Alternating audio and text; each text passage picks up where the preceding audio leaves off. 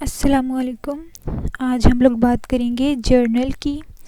Journal क्या है कि अब ये हमारी फ़र्स्ट बुक ऑफ रिकॉर्डिंग होती है कि जिसमें हमारी ट्रांजैक्शन जो है हम सबसे पहले रिकॉर्ड करते हैं, उस बुक को हम लोग जर्नल कहते हैं।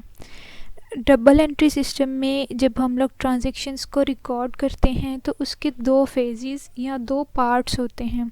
सबसे पहला जो पार्ट होता है वो जर्नल है और जो सेकंड होता है वो लेजर है। आज चूँकि हमारा टॉपिक जर्नल है तो हम सिर्फ जर्नल के बारे में ही बात करेंगे। अब जर्नल क्या है? जर्नल का मतलब होता है डेली, मीन्स रोज़ाना। अब इस बुक को हम लोग जर्नल इसलिए कहते हैं क्योंकि हम लोग इसमें रोज़ाना की बेस पे ट्रांजैक्शंस को रिकॉर्ड करते हैं। अब ये यहाँ पे हम लोग रिकॉर्ड जब करते हैं तो जर्नल में जब भी हम लोग रिकॉर्डिंग करते हैं तो उस प्रोसेस को हम लोग एंट्री कहते हैं। एक ट्रांजैक्शन होती है, उसको जर्नल में रिकॉर्ड करने का जो प्रोसेस है वो एंट्री होता है।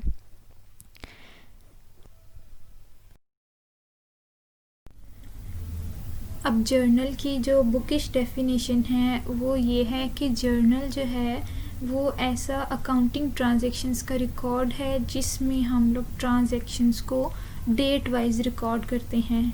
यहाँ पे मैंने वर्ड क्रोनोलॉजिकल इसको हाईलाइट किया है। इसका मतलब होता है अकॉर्डिंग टू डेट, मींस कि जो जो ट्रांजैक्शन जिस जिस डेट पे होगी हम लोग उसको उस डेट के साथ रिकॉर्ड करते जाएंगे, तो ये जो प्रोसेस होगा वो जर्नल होगा। फॉर एग्ज़ाम्पल, अगर एक ट्रांजैक्शन 1 दिसंबर को हुई तो हम लोगों ने उस डेट पे उसको रिकॉर्ड कर दिया। सेकंड ट्रांजैक्शन 2 दिसंबर को हुई तो उस डेट के साथ उसको रिकॉर्ड कर दिया। तो ये जो प्रोसेस है अकॉर्डिंग टू डेट, इसको रिकॉर्ड इस रिकॉर्डिंग के प्रोसेस को हम लोग जर्नल कहते हैं। अब जो जर्नल है हम लोग इसको बुक ऑफ ओरिजिनल एंट्री या डे बुक या सब्सिडरी बुक या असिस्टेंट ऑफ लेजर बुक भी कहते हैं। वो इसलिए क्योंकि सबसे पहले हम लोग ट्रांजैक्शन ही जर्नल में रिकॉर्ड करते हैं और उसको डेली बेसिस पे रिकॉर्ड करते हैं। और सब्सिडरी बुक इसलिए क्योंकि इसमें हम लोग लेजर फॉलियो का एक कॉलम बनाते हैं ताकि जब हम लोग उसको लेजर में अकाउंट्स को अगर हम लोगों ने फाइंड आउट करना हो तो उस कॉलम की मदद से हम लोग उसको फाइंड कर सकते हैं। अब यहाँ पे जो जर्नल का फॉर्मेट है, सबसे पहले रो में हम लोग डेट, इसकी पर्टिकुलर्स, फिर लेजर फॉलियो या एलएफ लिखा है ये कॉलम्स, और फिर डेबिट और क्रेडिट का कॉलम बनाते हैं। जो डेट है हम लोग पहले इसको 2 रोज़ में लिखते हैं। पहली रो में हम लोग ईयर लिखते हैं और सेकंड रो में डे और मंथ लिखते हैं, लेकिन जनरल प्रैक्टिस में हम लोग ऐसे भी लिख सकते हैं। और जो पर्टिकुलर्स या डिटेल्स हैं इसमें हम लोग एक ट्रांजैक्शन की कंप्लीट डिटेल बताते हैं कि हम लोगों ने क्या ट्रांजैक्शन हुई थी और किस चीज़ को हमने डेबिट और किस को हमने क्रेडिट करना है। और उसके नीचे हम लोग एक्सप्लेनेशन या नरेशन देते हैं कि हम लोगों ने क्या ट्रांजैक्शन की थी, उसकी एक शॉर्ट एक्सप्लेनेशन होती है। नेक्स्ट कॉलम में जो है वो LF लिखा है, इसको लेजर फॉलियो कहते हैं कि जितने भी अकाउंट हम लोगों बनाते हैं उनको हम लोग उन अकाउंट्स के नंबर दे देते हैं। जैसे डेबिटेड अकाउंट है, इसको हम लोगों ने 1 नंबर दिया। सेकंड है क्रेडिटेड अकाउंट, इसको हम लोगों ने 2 लिखा। ये इसलिए लिखते हैं कि जब हम लोग लेजर का अकाउंट बनाएंगे तो उसमें हम लोग JF लिखते हैं एक कॉलम को, तो वो जो कॉलम होगा उसमें भी हम लोग इन अकाउंट्स के आगे सेम नंबर्स लिखेंगे ताकि हम लोगों को अगर जब ज़रूरत पड़े चेक करने की तो इन नंबर्स के थ्रू हम लोग इजीली चेक कर सकते हैं। लास्ट पे जो है हमारे पास डेबिट और क्रेडिट के कॉलम्स हैं, उनमें हम लोगों ने जो अकाउंट डेबिट हुआ था उसकी अमाउंट लिख देते हैं और जो अकाउंट क्रेडिट हुआ था उसकी भी अमाउंट लिख देते हैं। अब जब हम लोग ट्रांजैक्शन को रिकॉर्ड करते हैं पर्टिकुलर्स में, तो हम लोग इसको जो डेबिट अकाउंट है उसकी, जब डेबिट की जो डेफिनेशन थी वो यही थी कि जो जो लेफ़्ट साइड ऑफ अकाउंट होती है उसको हम लोग डेबिट कहते हैं।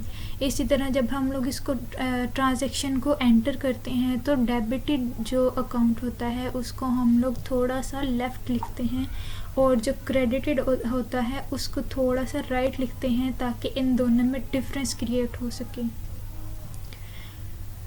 अब जो debited account to credited account लिखा गया है, यहाँ पे टू इसलिए लिखा गया है ताकि ये पता चल सके कि हम लोगों ने किस अकाउंट से किस अकाउंट को क्रेडिट किया है।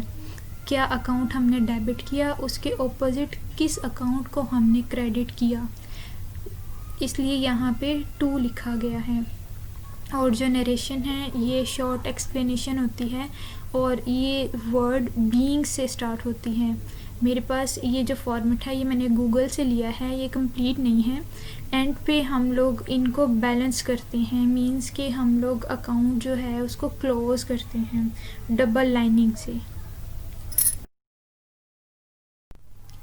अब यहाँ पे भी जर्नल का फॉर्मेट ही है, लेकिन यहाँ पे एक ट्रांजैक्शन का रिकॉर्ड किया गया है, और ये भी फॉर्मेट मैंने गूगल से ही लिया है, लेकिन यहाँ पे ट्रांजैक्शन को रिकॉर्ड किया गया है तो यहाँ से इजीली समझ में आ जाएगी। जनरल फॉर्मेट है, डेट लिखी है, डिटेल्स हैं, डेबिट और क्रेडिट है।